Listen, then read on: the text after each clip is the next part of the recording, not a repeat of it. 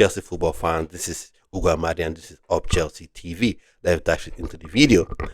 Now, according to recent reports, the reports that have been making the rounds, this past, not just this week, I think even later parts of last week, Chelsea are closing in on the signing of Jorrel, Hato and Xavi Simons. Now, in this video, I want to talk about what their impact can be, what role I see them playing in the team.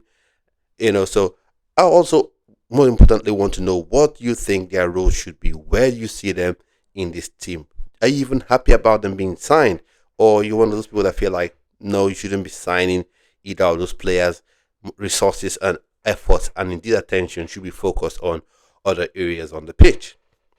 So for me, I will start with Xavi Simons. For me, I think Xavi Simons is a 10, and I think he would work brilliantly in this system, especially if Enzo Maresca does one of these two things I'm about to mention. Now, the first one is play with 2 10s. So play with your lone 6 in Caicedo, and then you can do your inversion business then, and though I don't like it, you can do your inversion business and say, okay, I'll play with the lone 6 and I'll get my Reece James or Gusto to invert into midfield. Then that inversion then makes sense. Then you could even still say, I'll still have them playing as normal fullbacks. I'll play with the lone 6 and have 2 10s. And what we're going to do is you're going to use our 2 10s, our 2 wingers, and the striker will push your opposition deep into their own half and make them only think about defending, make them only concentrate on defending and don't think about attacking. That could be one way to look at it.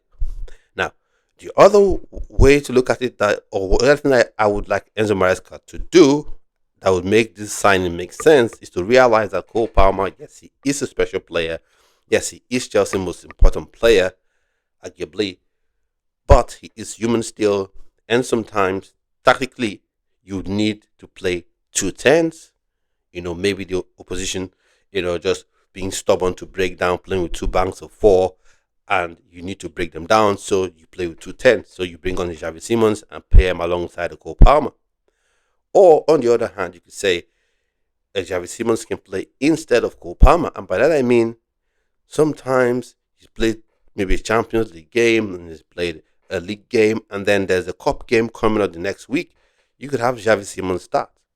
Or at other times, other occasions, you could have Cole Palmer play up to 60-65 minutes, and then Xavi Simons comes on the pitch to give, Cole Palmer a much needed breather.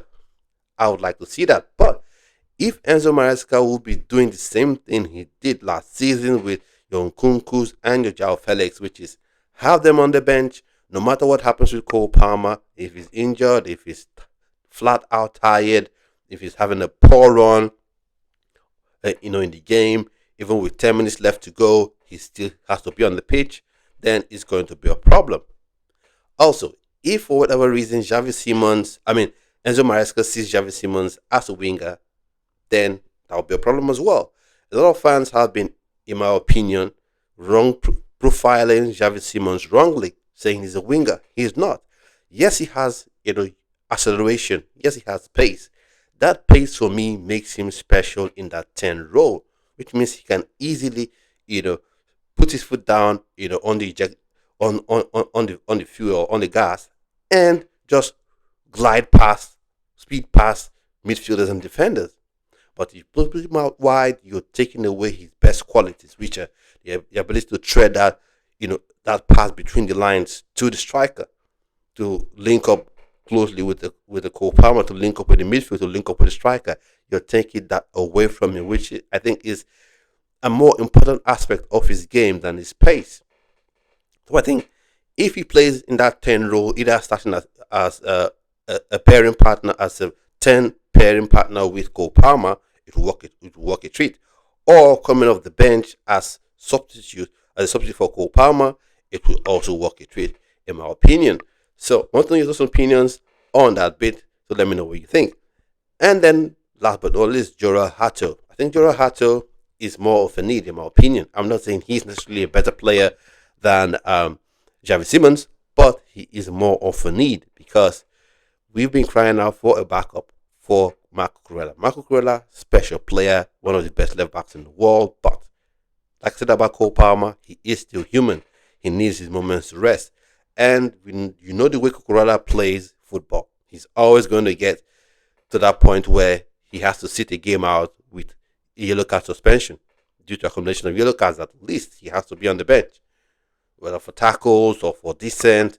At some point, he would accumulate a lot of yellow cards and would have to be on the bench. And in those moments, you don't want to have a Gusto playing out wide, playing as a left back.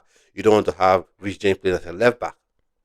And this one I want to say, Enzo Maresca, please do not play Gusto or Rich James at left back when you have Jorrel Hato.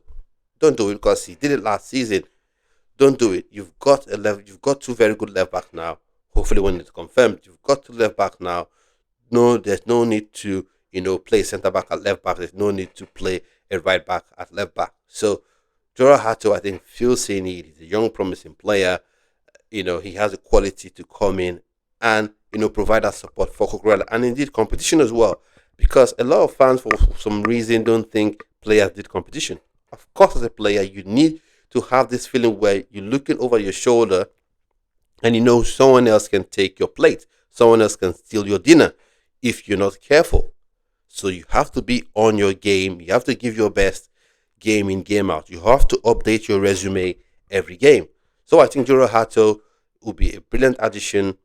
So in games where Cucurella cannot play for whatever reason, the levels don't have to drop. And Enzo Maresca and Chelsea wouldn't have to feel, or wouldn't have to put square pegs in round holes, in my opinion. So, my personal opinions on this transfer report, or how I feel, or where I feel these players will fit in, and the impact they can have, on Chelsea. So, let me know what you think about what I've said in the comment section. What are your opinions on the players, and where do you think they fit in Enzo Maresca's plan? So, this is Up Chelsea TV, Up Chelsea fans. I'll see you on yet another video. Stay well, stay blessed.